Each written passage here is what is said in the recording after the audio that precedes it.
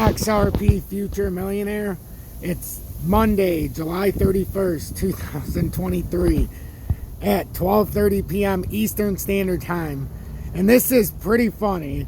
So Ripple roast US SEC's Gary Gensler and hilarious XRP explainer video.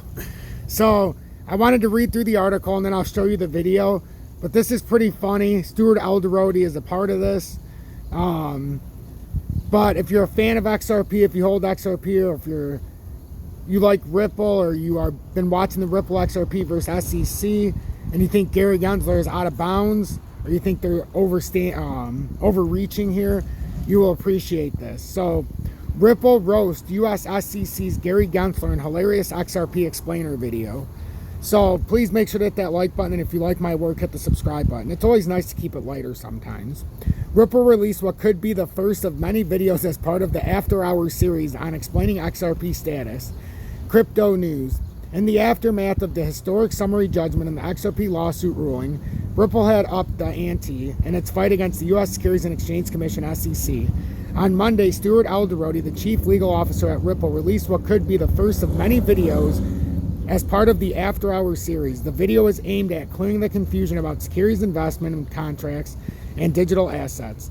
On July 13, 2023, Judge Annalisa Torres ruled in the Ripple vs. SEC lawsuit that XRP is not a security when sold to retail buyers, and or programmable sales are also not a security or investment contracts, but institutional investors in some cases can still be deemed a security and or investment contract. Meanwhile, the XRP community has been awaiting a response to the ruling from the U.S. SEC officials. In a recent court filing in the Terraform Labs case, the agency indicated that it does not agree with the summary judgment and intends to review the decision. This came after Terra co-founder Du Quan referred to the Ripple judgment as a precedent in the Terra fraud case.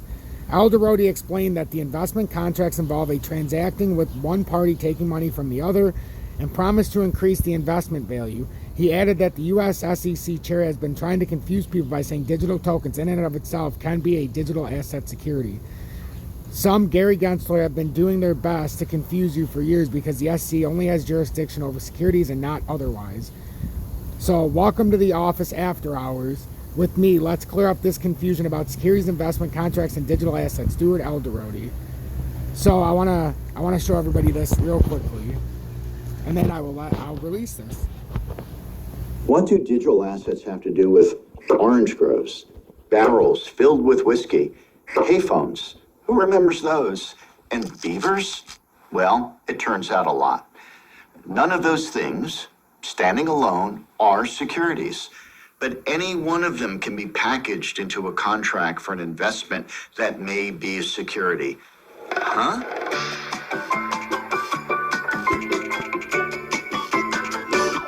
Let me break this down a bit.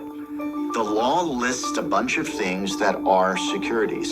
That list includes things you ordinarily think of, like a share of stock. Why is a share of stock always a security? If you own a share of stock in, let's say, Apple owes you a fiduciary duty, and you can hold Apple accountable if they don't fulfill those obligations. That's true no matter how you bought the stock or who sold it to you. But the law also includes something called an investment contract in the list of things considered a security. An investment contract is not like a traditional share of stock. And anyone who tells you that, well, let's just say they're trying to confuse you. Investment contracts are contracts that I sell to you with the promise that I'm going to take the money you gave me and do things to increase the value of your investment. I can take a bunch of orange groves and sell those to you. That's not an investment contract. Or I can sell you some of those orange groves as part of a larger set of promises to cultivate those groves, sell the oranges, and distribute the profits back to you. That's an investment contract. So, orange groves alone, whether I sell them to you or you buy them on an exchange, no investment contract. The very same orange groves, coupled with a promise that I sell directly to you, that I am going to work to make those orange groves profitable, that entire bundle of promises is an investment contract and therefore a security. But the orange groves alone are still just orange groves. Some would like you to think that a digital token can in and of itself be a digital asset security. It can't. Standing alone, it's just a commodity or a virtual currency.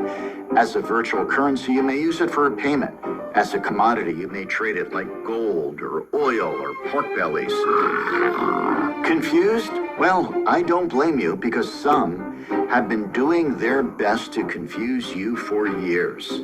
Because the Securities and Exchange Commission only has jurisdiction over securities, not orange groves, and they don't like that.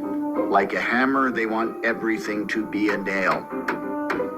But the law doesn't work that way. While retail holders of crypto certainly deserve protection from bad actors, not all roads lead to the SEC. Pretending to have jurisdiction when there is none is simply a political power play. It helps no one. It hurts everyone. Remember, a token by itself, not an investment contract, despite what the SEC would have you believe. I hope that helps. So that was pretty awesome. So the XRP price has been recording sideways movement since the jump it took after the lawsuit ruling. So